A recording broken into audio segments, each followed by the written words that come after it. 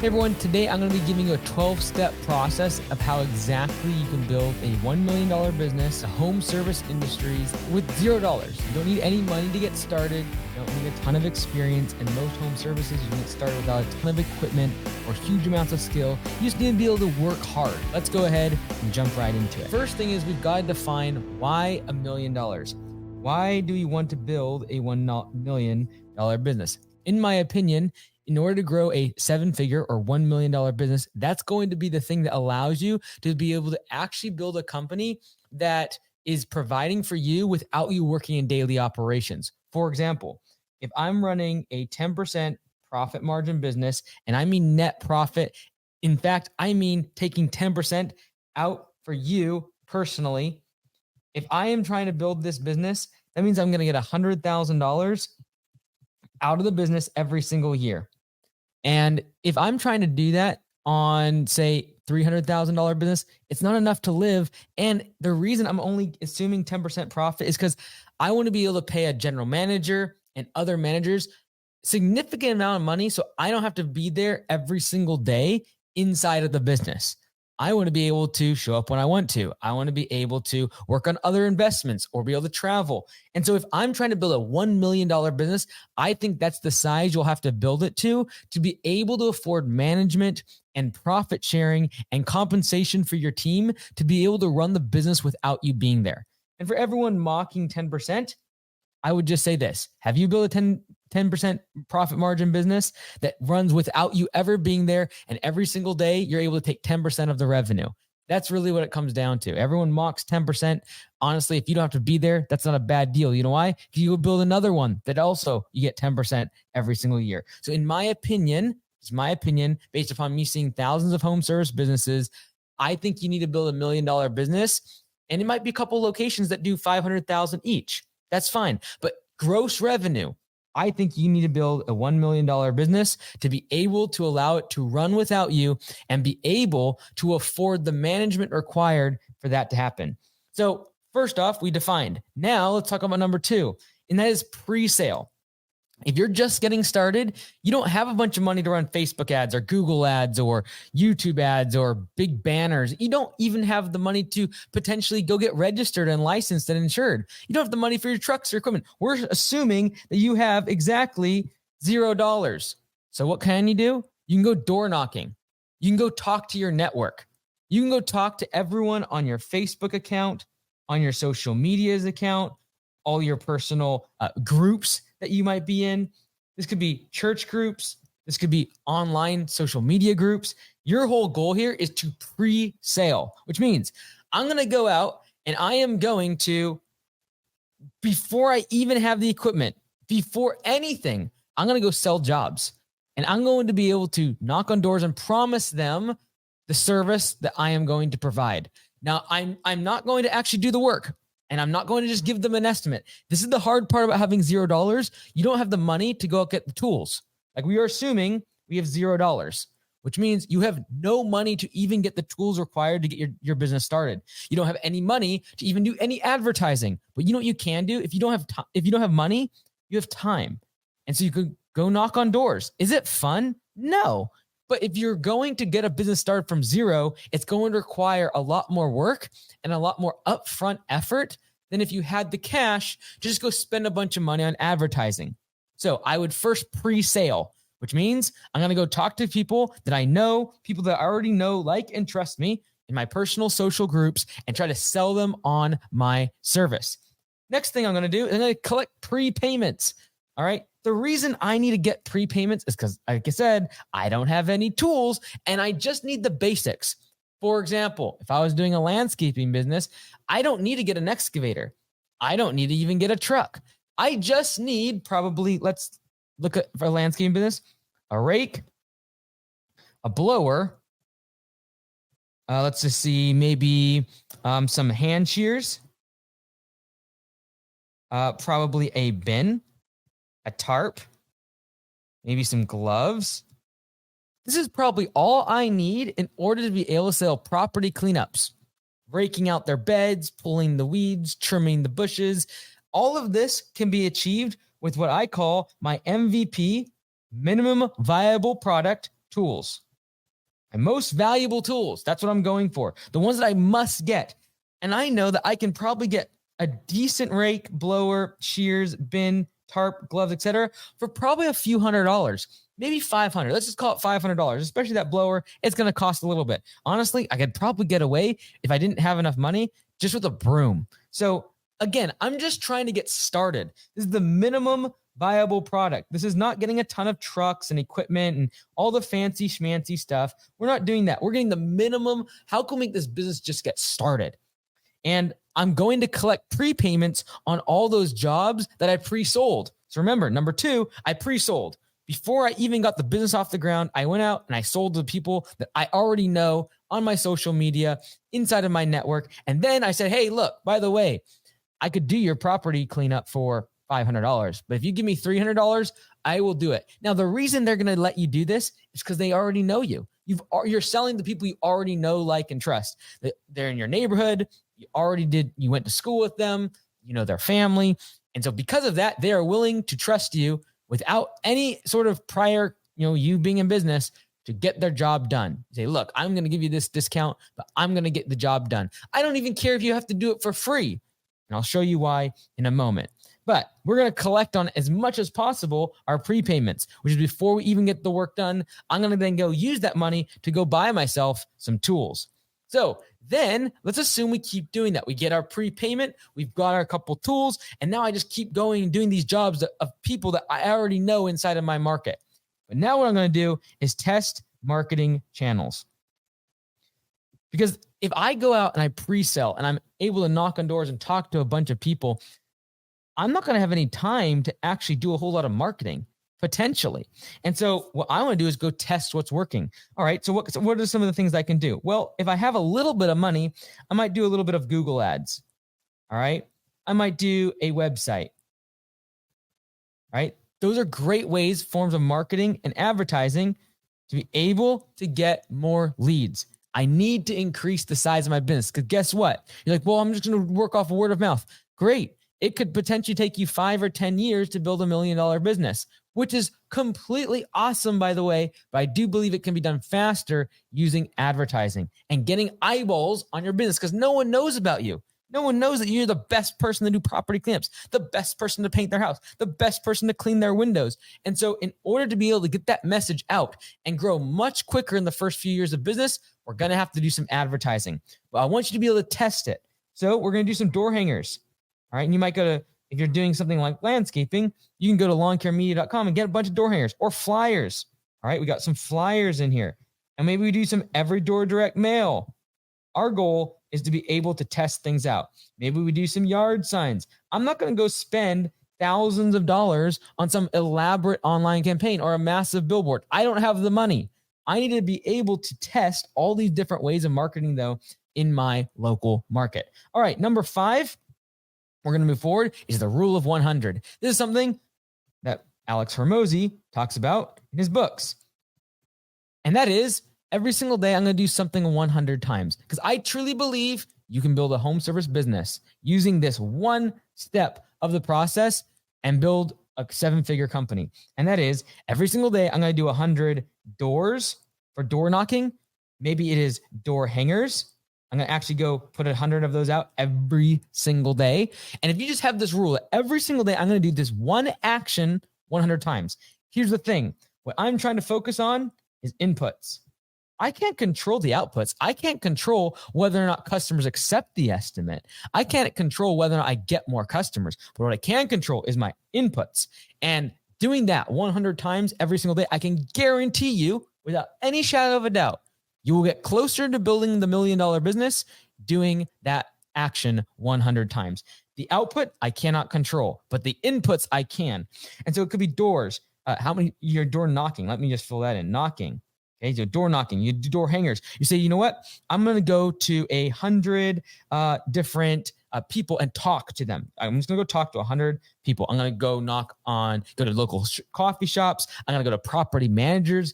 I'm going to go talk to other contractors that in my market could potentially subcontract to me, or they're kind of around my industry, but not directly. So for example, I might go talk to a tree service and say, look, you don't do landscaping, you don't do property cleanups and trimming bushes and pulling out weeds.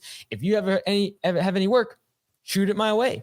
I'm going to go do 100 things every single day. 100 door hangers, 100 yard signs, 100 flyers. I'm going to do something 100 times. And again, at this stage in your business, you have more time than you do money. All right. So if we look at the fact that, hey, we have way more time than we do money. All right. You know what? Instead of just putting money, I'm just going to put a dollar sign. We have more time than we have money. And because of that, I'm going to use the rule of 100 to do an action 100 times a day. No one likes this. No one likes door knocking. No one loves putting out door hangers. But if you don't have a lot of money and you're getting started, this is the way to get initial inertia and momentum in the business. All right, now we've started to get a lot of leads coming in. We're doing the rule of 100. We might be doing that rule of 100 in the evening, working in the middle of the day, in the beginning of the day, but we're trying to get 100 of something out every single day to try to get the business momentum rolling. Now what I need to do is I need to buy equipment so I can increase my labor efficiency. All right, because just having that rake and just my gloves and just the broom, not super efficient. If I get an electric or a gas-powered hedge trimmer instead of my hand shears, I will go 3 or 4 times faster. If I can get a bigger blower and be able to move much faster, I'll be much more efficient, which will allow me to be able to get the jobs done faster. So faster and more volume. I need to get more jobs done every single day. How do I do that without having to hire a bunch of people? Is I get more jobs done faster. So instead of taking one job to take me the entire 8 hours of the day for working, I'm going to get 2 jobs done in the 8 hours because I'm more efficient. That's what we call labor efficiency. So I can use my tools and equipment to be able to increase my efficiency. Maybe instead of having to pull around a little in a little tiny car that you can throw in all your tools in there, maybe you get a truck. Why is that important? Because now I can haul this stuff to the dump instead of having to take a whole bunch of debris in my car back and forth 3 or 4 times. So this is the point where I'm growing my business. This might take you a couple seasons, by the way, to be able to actually afford the equipment required to expand services and do the work more efficiently. All right, number 7 is I'm going to raise prices. Why am I going to raise prices? Well, up until this point, I've been trying my very best just to get the deals and just close the jobs, all right? But at this point, I'm filling up my schedule. I don't have a lot of space left because I'm trying to do rule of 100. I'm trying to get the jobs done throughout the day, and I'm hitting capacity, which means I don't have any more time left in the day to do any more jobs. So I'm going to raise my prices because I hit capacity. I have no more time left in my day. Guess what I'm going to do? I'm going to raise prices. And so we are going to raise the dollars per hour that we are charging the customer. Now, I don't necessarily tell the customer how much I'm charging per hour, but I do give them a price. And that price is based upon how many hours it's going to take me to get the job done. And I'm going to increase how much I charge per hour. So if you're charging right now, at the very beginning, maybe you're only charging, let's just call it, $50 an hour. That's fine. We charge $50 per hour. But here's the problem. I've got to start thinking about if I hire somebody else, if I hire an employee, am I going to make any money? At $50 an hour, if I'm just doing all the work myself, I can make a decent living because I don't have a lot of expenses. I have maybe my truck, some tools, some insurance that I pay every month, pay for my website. I might be looking at a few $100s per month in expenses. Other than that, it's all straight profit. However, this is the problem. If you actually start thinking about, okay, when I hire my first employee, what's that going to look like? Well, I'm going to pay $25 is going to go out the door to labor. So immediately, half of my profit gone. Now, all of a sudden, they're also less efficient than I am. So they're not going to get the work done as fast as me, which means I'm not going to make as much revenue in one day as when I'm doing the work, which means I'm probably gonna make 30 to 40% less because it's them working instead of me. So now all of a sudden, it's actually gonna cost me the equivalent of $35 an hour. Well, now I tack on tools, I tack on the all of my materials, etc. And all of a sudden, I'm not making any profit. And so the problem that a lot of people do is they're making a bunch of money and they say, oh, I'm gonna hire an employee and be able to double how much money I'm making. No. You're actually going to reduce the amount of money you're making because they're less efficient. and you've got to pay them a bunch of wages, and they're not going to work as hard as you. And so that's why a lot of people, they'll hire employees, and then all of a sudden they're not making any money. Why? Because they didn't raise their prices. They never made sure that when they actually hired an employee, they took into account the fact that, should I raise this $50 to more like $70 or $80 per hour in order to be able to actually afford hiring an employee? So that when I take out their wages, when I include the fact they're not going to be as efficient as me, I still make a profit. And I recommend you take some time here and keep your capacity at high. Like you're booked out 2, 3, 4 weeks. Great. Raise your prices. Any new jobs that come in, they're going to be charged the $70 or $80 per hour, and you're going to bid them at a higher rate. You're still 3, 4, 5 weeks booked out. Great. Raise your prices again. This allows you to be able to know with confidence that you'll be able to hire an employee and still make a profit. Number 7, we're going to run the math. We're going to run the math on what a $1 million business is going to require. Let's assume that we are charging $100 per hour. You say, that's impossible to charge $100 an hour. I guarantee you that the vast majority of very profitable home service businesses, in the matter of just a couple years, will be charging over $100 per hour. This figure probably used to be $50 an hour as an average just 10 years ago. It's increasing because of inflation, the cost of wages, cost of everything is going up. And I believe that you can charge $100 per hour. At Augusta Lawn Care, a lot of our locations are charging $90 to $120 per hour for lawn care, landscaping, etc. So if we run the math, how many hours of labor are we going to have to bill out every single year to hit this marker? All right, if we take $1 million, and we divide that by $100 per hour, that means we have to sell 10,000 hours per year in order to be able to make a $1 million business. And this is assuming all of its labor. We had a bunch of materials and extra costs we're charging the customer. Who cares? We need to sell 10,000 hours per year to make at least $1 million business. Now let's break down the math. Let's go ahead and divide that now by, let's just call it 50 weeks in the year. So take a couple weeks off. That means that we got to sell 200 budgeted hours per week. Now, budgeted hours are the time actually on the job site, not how many clocked hours our crew has, but how many hours we are selling on the estimate. So we got to do 200 budget hours per week. Now, realistically, how many hours can an employee actually get completed, in a single week? Well, let's go ahead and assume they complete 30 budgeted hours per week. You say, oh no, well, they work 40 hours a week. Yeah, but the problem is there's also load time and unload time. You have safety meetings. They drive between jobs, the drive time, they stop at gas stations. So there's always some sort of inefficiency to some degree, right? Now, what we're going to assume here is that in a 40-hour work week, they get 30 budget hours completed, which means if I take 200 and I divide that by 30, it means I need to have probably about 7 employees out in the field working every single day. Assuming I'm not doing any work in the field, I need 7 employees. Now, you're just asking, well, am I going to only do $1 million in revenue? No, you're probably going to do like $1.2 or $1.3 million if you have 7 employees, because there's other fees that you're going to charge in addition to just the labor. Estimate fees, dump fees. You're also going to have materials, but we need 7 employees. The reason I have number 8 here is run the math. What size of business are you going to have to build? Because off of the 7 employees, I say, okay, well, I'm going to need at least 4 trucks then, and I'm going to need certain amount of space for my shop, and I'm going to need certain amount of equipment, etc.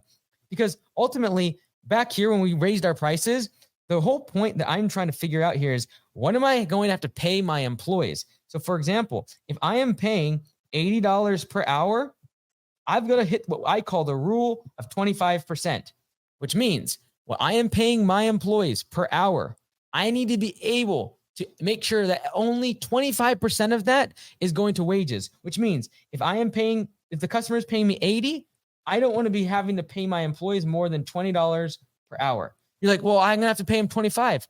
Great. The rule of 25% means you'll have to get this to $100 per hour in order to hit the rule of 25%. So I don't want, when I'm paying my employees per hour, to be more than 25% of what I'm charging the customer per hour. And that means I can then, with confidence, move into number 8 and know what my hourly rate is and then run the math on what it's going to be to build the $1 million business. Now, number 9 is your close ratio. Our target, where are we going? We're trying to hit the target of 70% close ratio. What does that mean? What does the close ratio mean? Is the number of accepted estimates divided by total sent, which means if I send out 100 estimates to my customers in a month and 70 of them are accepted, that would be a 70% close ratio. I want to be at 70% close ratio all the way up until I build a $1 million business. Again, I'm assuming I'm trying to maximize growth. I'm trying to grow the business as quickly as possible to $1 million. I am going to be shooting for a 70% close ratio. Now, once I hit $1 million and I want to go into profit mode, which means I want to extrapolate and pull out as much profit as possible, then I actually want my close ratio to be under 50%. Why? Because I know that if I raise prices, my close ratio will go down. If I'm still closing 85% of my estimates, and 80% of them are getting accepted, and I'm running $1 million business, I'll keep growing, but I'm not going to be super profitable typically. Or at least I can say that you're going to be leaving money on the table, profit that you could be making otherwise. So I want to raise my prices until my close ratio goes down underneath 50%. That way I know I can still maintain a 7-figure business, still be 1.2, 1.3 million, but now I'm making more profits. And I want to be making like 20% profit is my goal, ideally. Why? So that then I can afford to hire a general manager and management to take over, give them good profits, give them good incentives to run the business without me. So I want to be able to actually keep increasing my prices until my close ratio goes back down under 50%, but only after I've hit $1 million in revenue. And until then, I'm going to be focused on 70% close ratio. All right, we got to think about value versus price. Now, this is how it works. It's like a seesaw, all right? Boom. Over here, we have value. Over here, we have price. As long as the value is higher than price, the transaction will take place. All right. If I think that this drink, in my mind, I'm really, really thirsty. If I think it is worth $10, well, if it's on the shelf for $3, I'm going to buy it because value is higher than price. Okay. This is how it works. Now, the problem is this. If value is higher than price, it means that the transaction will always go through. So you know what happens? Is so many people, when a customer says, no, I don't want that estimate, you know what they do? They just lower price. Because if I can lower prices far enough, I'll eventually get the bid. Eventually, I'll get to zero. And this is what causes a massive amount of people being a race to the bottom in home services, is they just keep lowering price. Because if they can keep lowering price enough, the job will always get accepted. And so what I want to challenge you to do, instead of trying to lower price to make the job go through, I want to focus on increasing value. Okay. And this is why MikeAndes.com, there's a whole bunch of resources for you to do what? Increase your value, whether it be making a new website, having a great brand image, all the things around your business that you can do to increase value. Follow up with your customers, be able to communicate with them with automations and using Copilot to be able to text them and put a credit card on file. This is all increasing value without having to lower your price. And so I'm still able to get the transaction to go through. Because if I'm only valuing this drink at $1 and it costs $2, I'm not going to buy it. So there's two things I can do. I can be, lower the price down to 50 cents. And then guess what would happen? Value would be greater than price, and I would sell this can. However, what's more important, what I could also do is increase the value of this in your mind. And so instead of you think it's only worth $1 and the price being $2, the transaction doesn't happen, I can sell you on, hey, this is going to give you energy. This is going to allow you to be able to ace your test. This is going to allow you to work out harder. This is going to allow you to grow muscle because you have extra energy while you're working out. And all of a sudden, I'm increasing the value of what I'm selling to you. And all of a sudden, you're like, well, that's worth like $5. Now the value is higher than $2 and the transaction will go through. So focus on increasing value, not on decreasing price. Otherwise, you'll be in a race to the bottom. And that's why my entire brand exists at MikeAndes.com and all my channels is to raise the level of professionalism. Because if we do that, we'll be able to continually charge a premium price and be able to offer a premium service to our customers. And that's how we change the level of professionalism in the industry. You don't want to be in a race to the bottom. There's plenty of people that will do it cheaper. Don't focus on that. Have a great website. Follow up with the customer, have professional uniforms and decaled trucks, and have a software that can take their credit card on file and do automations. Answer your phone, for crying out loud. Those are all things you can do to increase value. Now, the busy season. 11, we have 2 more steps to build this $1 million business. I don't want you to fail when you're almost there. And a lot of times what I see when businesses are growing really, really quickly is they'll actually fail during their busy season, because they just get completely overwhelmed with the fact that you're going to have a spring rush.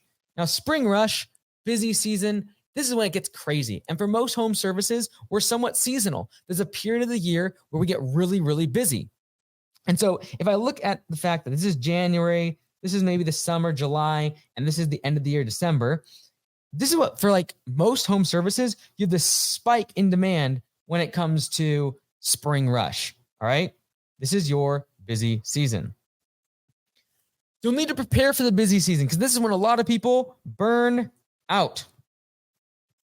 It gets so busy and so intense. And during this season, employees leave because they're burnt out. There's so many leads just pouring in. And so how do you make sure you get through the busy season without failing? You've got to prepare for it right here. I'm going to make sure that I have all my trucks and equipment ready to go. I'm going to make sure that I've hired all my team and I've trained them all up.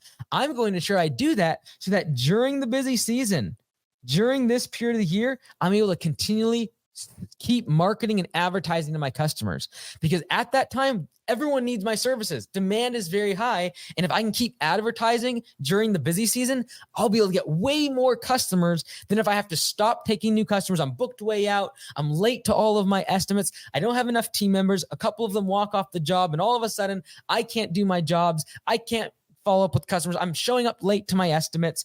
I don't want that to happen. And so planning for the busy season is the number one way you can grow your business faster. Have the employees, your trucks, your equipment, the systems in place to be able to scale. Have someone be able to answer the phone as much as possible. On the weekends, it's even better. Maybe you get a virtual assistant to be able to answer the phone when your office is closed. The goal here is to be able to take as many leads as possible and not have to turn customers away. Ideally, you do estimates over the phone, or you're allowing yourself to be more efficient to be able to absorb as much business as possible during the busy season without having to turn off your estimates or tell customers you can't serve them.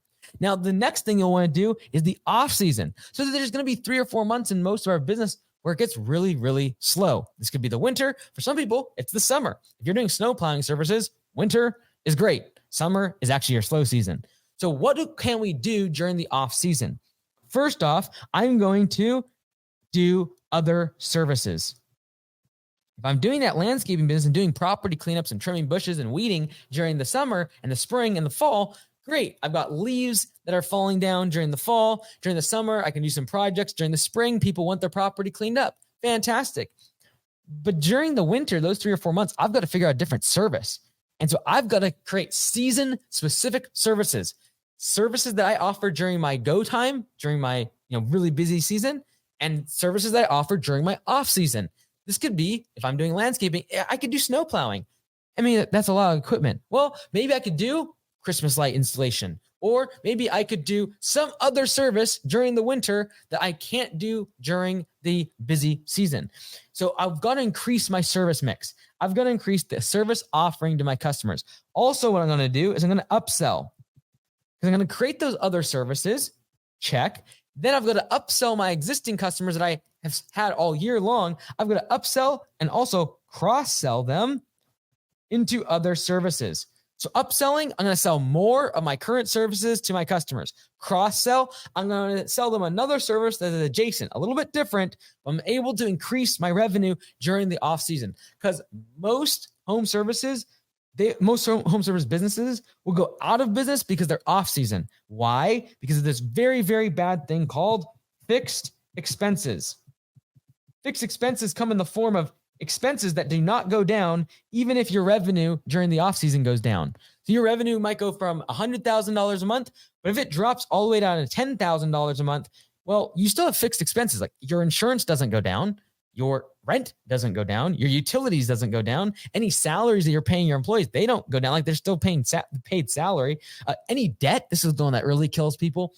Like the bank isn't going to like not let you pay for 4 months of the year because you have this big debt. So these fixed expenses, if I can keep those low during the winter months, during the slow season, you'll absolutely be able to weather the storm and build a 7-figure, $1 million business. I truly believe if you follow these 12 steps, you'll be able to build that business. And that size of business is required to be able to afford the management and be able to give them incentives, profit sharing, and bonuses so that you can go somewhere else. Go build another business. Go start a different industry. Start a second location. Invest in real estate. Go on to do whatever you want. That's really the goal of building a $1 million business. And I believe if you follow these 12 steps, yes, it might take you 3, 4, 5, 6 years to build a business. But I promise you, building a business that's doing $1 million in revenue and every day you don't have to be there for operations is well worth 5-10 years dedicating yourself to it and putting in the hard work. If you want more resources, there's a bunch of courses, templates, everything that you need. Go to MikeGannies.com. And if you want to grow your home service business, use copilotcrm.com to be able to create systems and procedures in your business. We'll see you soon.